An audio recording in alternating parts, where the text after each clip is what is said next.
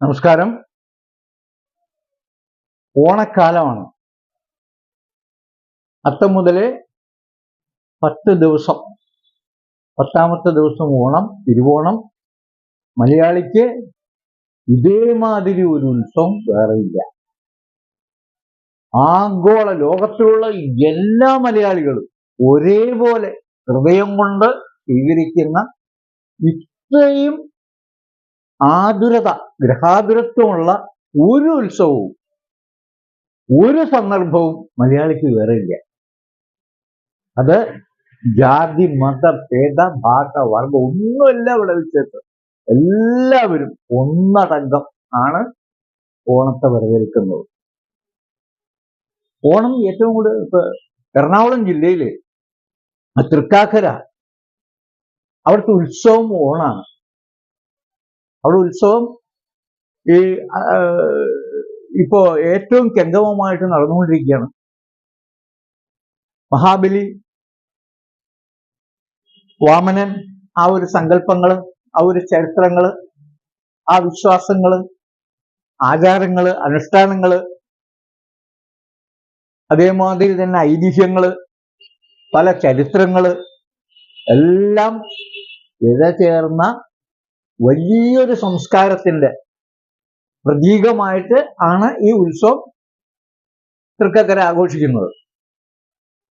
തൃക്കാക്കര അമ്പലത്തിലെ പ്രധാന പ്രതിഷ്ഠ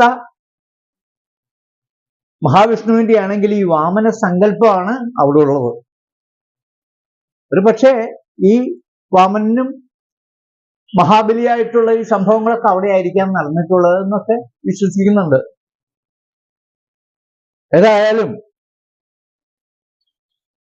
ഈ കാലഘട്ടം കഴിഞ്ഞുപോയ മാസത്തിൽ ചെയ്തിട്ടുള്ള പുണ്യങ്ങളുടെ കാരണം, കർക്കിടകത്തിലെ രാമായണ വായന, മറ്റുള്ള മതസ്ഥരുടെയൊക്കെ ഒരുപാട് വ്രതങ്ങളൊക്കെ ഉണ്ടായിരുന്ന ഒരു സന്ദർഭമാണ് കർക്കിടകം.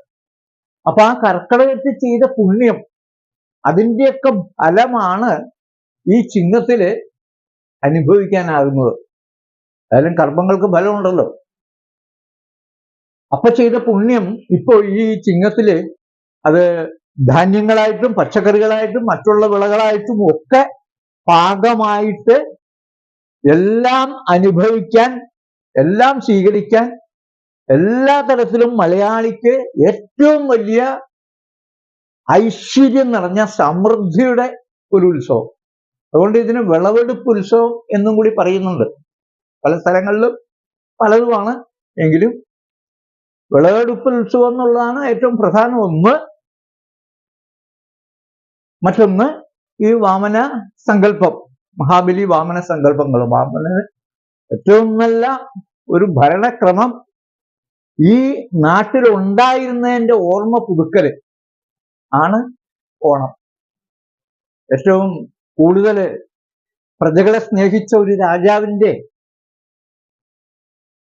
തിരിച്ചുവരവ്, ആ പ്രജകളെ ഒരു വട്ടവും കൂടി കാണാനുള്ള, അതിനുള്ള വരങ്ങളും പുണ്യങ്ങളും ഒക്കെ ആയിട്ട് സന്തോഷത്തോടു കൂടി വന്ന് ഈ പ്രജകളെ കാണുമ്പോൾ അവിടുത്തെ സമൃദ്ധി, അപ്പൊ അദ്ദേഹത്തിന് ഒരിക്കലും വിഷമിക്കാനുള്ള ഒരു സാഹചര്യം വരാതിരിക്കാൻ വേണ്ടി നമ്മളെല്ലാ വിധത്തിലും അണിഞ്ഞൊരുങ്ങി എല്ലാം ഒരുക്കി സദ്യയും മറ്റുള്ള ഓണക്കളികളും മറ്റുള്ള എല്ലാ തരത്തിലുള്ള ആഘോഷങ്ങളും ഒന്നിച്ച് ഇതൊക്കെ കണ്ട് അദ്ദേഹം തിരിച്ചു പോകുമ്പോൾ ഉള്ള ഒരു സന്തോഷം, അപ്പൊ അദ്ദേഹത്തെ സന്തോഷിപ്പിക്കാൻ വേണ്ടി, മഹാബലിയെ വരവേൽക്കാൻ വേണ്ടി ഒക്കെ ആയിട്ടാണ് നമ്മളിത് ചെയ്യുന്നത് എന്നുള്ളതാണ്. പിന്നെ പൊന്നിൻ ചിങ്ങമാസം പൊന്നോണം എന്നൊക്കെ പറഞ്ഞു കഴിഞ്ഞാൽ പണ്ട് ഈ വലിയ മഴക്കാലമൊക്കെ കഴിഞ്ഞ് വിദേശികളായിട്ടുള്ളവർ കപ്പലില് കേരളത്തിലേക്ക് അടുക്കുന്നത് ആ സന്ദർഭത്തിലാണ്, ഈ ചിങ്ങം മാസത്തിലാണ്. അപ്പൊ അവരുടെ കപ്പലില് അവര് നമ്മളുടെ ഇവിടെ ധാന്യവിളകളും മറ്റുള്ള സുഗന്ധ വ്യഞ്ജനങ്ങളും ഒക്കെ വാങ്ങിയിട്ട് പോകുമ്പോ അവര് തിരിച്ചു തരുന്നത് സ്വർണ്ണമൊക്കെയാണ്. അപ്പൊ പൊന്നും കൊണ്ടാണ് ഈ കപ്പലിൽ വരുന്നത്. അത് ഈ ചിങ്ങമാസത്തിലാണ്. ആണ് പൊന്നിൻ ചിങ്ങം എന്ന് പറയുന്നതൊക്കെ പറയുന്നുണ്ട്. ആ പൊന്ന് നമ്മൾ സ്വീകരിച്ച് സന്തോഷമായിട്ട് അതിൻ്റെയൊക്കെ കൂടി ഐശ്വര്യത്തില് ഓണം ആഘോഷിക്കുമ്പോൾ അത് പൊന്നിൻ തിരുവോണമായി, പൊന്നോണമായി. പൊന്നിൻ ചിങ്ങമാസം പൊന്നോണം, ഇങ്ങനെയൊക്കെ പറയുന്നുണ്ട്. അങ്ങനെ പല വിധത്തിലുള്ള ഐതിഹ്യങ്ങളും ചരിത്രങ്ങളും ഒക്കെ ഇങ്ങനെയുണ്ട്. ഏറ്റവും കൂടുതൽ ഇപ്പൊ നമ്മള് ഒരു സങ്കല്പമുണ്ട്, ഈ മഹാബലിയെ ചവിട്ടി താഴ്ത്തി പാതാളത്തിലേക്ക്. അത് നമ്മളുടെ ഒരു ഐതിഹ്യമാണ്, നമ്മളൊരു കേട്ടുകൾ വീണ, അല്ലാണ്ട് ചരിത്രത്തിലൊന്നും അങ്ങനെ ഇല്ല.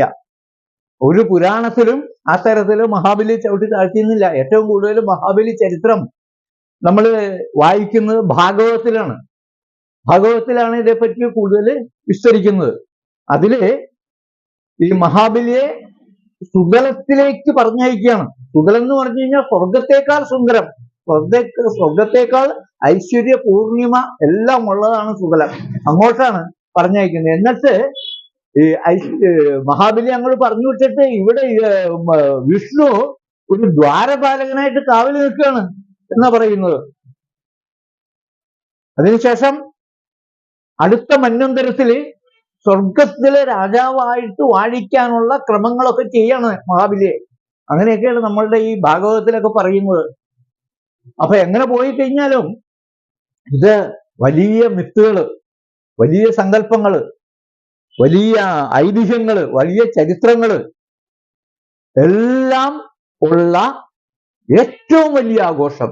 മലയാളി ഹൃദയം കൊണ്ടും മനസ്സുകൊണ്ടും ശരീരം കൊണ്ടും ഭൗതിക സാഹചര്യങ്ങളെ കൊണ്ടും എല്ലാ തരത്തിലുള്ള അണിഞ്ഞൊരുങ്ങളെ കൊണ്ടുള്ള ആഘോഷമാണ് ഓണം. അത് ലോകമെമ്പാടുമുള്ള മലയാളികൾ ഒന്നിച്ച് ഇതേമാതിരി ആഘോഷിക്കുന്ന ഒന്നും ഇല്ല.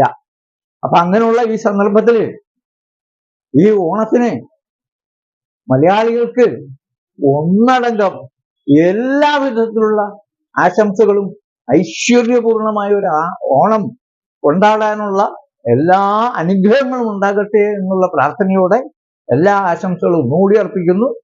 നമസ്കാരം.